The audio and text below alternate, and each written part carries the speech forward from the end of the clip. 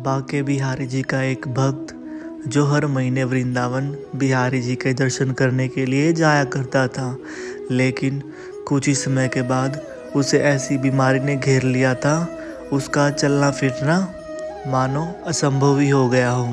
वह भक्त खुद को बहुत कोसता था कि यह कैसा जीवन है जो मैं बिहारी जी के दर्शन करने के लिए भी नहीं जा सकता। मेरे जीने का क्या लाभ। पहले कम से कम महीने में एक बार बिहारी जी के दर्शन तो कर लिया करता था, और अब तो जीते जी मैं यह भी नहीं कर सकता हूँ। फिर उस भक्त के साथ में हमारे बांके बिहारी जी जो दिव्य चमत्कार करते हैं, यह प्रसंग आप भी सुने।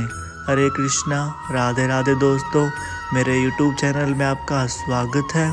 आशा करता हूँ आप सब खुश होंगे, मंगल होंगे।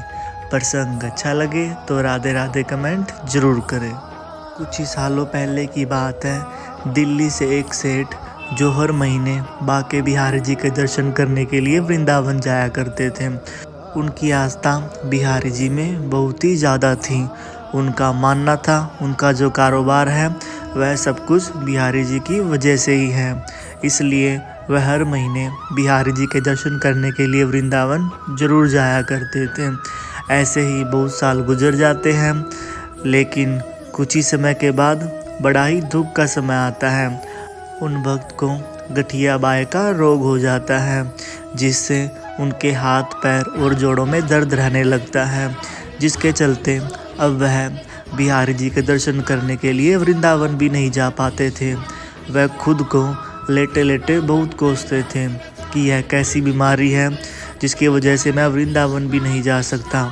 इससे अच्छा तो मैं मर ही जाता, मेरा जीने का अब कोई लाभ नहीं। वह भक्त हमेशा बिहारी जी को बहुत ज़्यादा याद किया करते थे। उनकी पत्नी, उनके बच्चे उनसे कहते थे, पिताजी आप चिंता मत कीजिए, आपकी जगह बिहारी जी के दर्शन हम कराएंगे, हम आपके लिए प्रसाद घर पर ही ले आएंगे।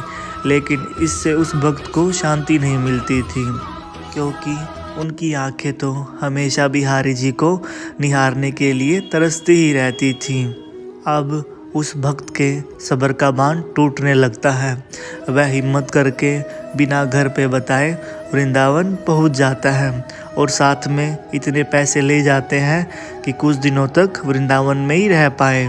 वह भक्त वृंदावन में जाकर वहीं एक कमरा लेकर रहने लगते हैं, और गिरते पड़ते लड़खड़ाते हुए बिहारी जी के दर्शन करने के लिए जाते हैं, और वहां जाकर बिहारी जी के सामने रोने लगते हैं कि बिहारी जी यह कैसी बीमारी लगी है जिसके चलते मैं आपके दर्शन भी नहीं कर पा रहा हूँ। इससे अच्छा प्रभु आप मुझे उठा ही लेते हैं, लेकिन जीते जी मैं आपसे दूर नहीं रह सकता।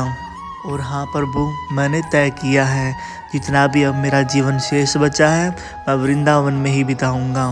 वह भक्त हर रोज़ सुबह शाम गिरते पड़ते लड़खड़ाते हुए बिहारी जी के दर्शन करने के लिए ज़रूर आते थे। ऐसे ही कुछ दिन गुजर जाते हैं।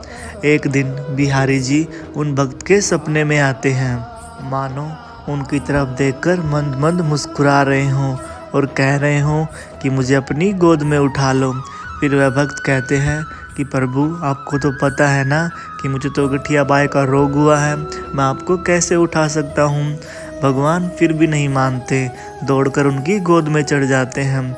उन भक्त को महसूस होता है मानो उनका दर्द तो बिल्कुल ही ख़त्म हो चुका है। एकदम से जब उन भक्त की आँख खुलती हैं तो सुबह के 4 बज चुके थे, और जब वह खड़े होने की कोशिश करते हैं और उन्हें महसूस होता है मानो उनको तो कोई रोग हुआ ही नहीं था। अब उनके हाथ और पैर में कहीं भी दर्द नहीं था। वह भक्त बैठकर सोचने लगते हैं कि इसका मतलब बांके बिहारी जी मुझे मेरे रोग से मुक्त करने के लिए आए थे। कितने दयालु हैं मेरे प्रभु जो मुझे कष्ट में नहीं देख पाए। कुछ ही देर के बाद नहा धोकर वह भक्त फिर बांके बिहारी जी के दर्शन करने के लिए जाते हैं, और उन्हें अनेकों धन्यवाद करते हैं कि प्रभु आपकी कृपा से ही मैं दोबारा से स्वस्थ हो पाया हूँ, इसके लिए मैं आपका आभारी हूँ।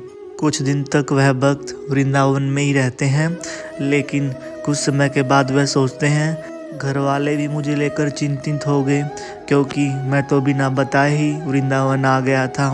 तो वह भक्त उसी समय अपने घर के लिए निकल पड़ते हैं और अपने घर पहुंचकर अपने बच्चों व बीवी को सारी बात बताते हैं।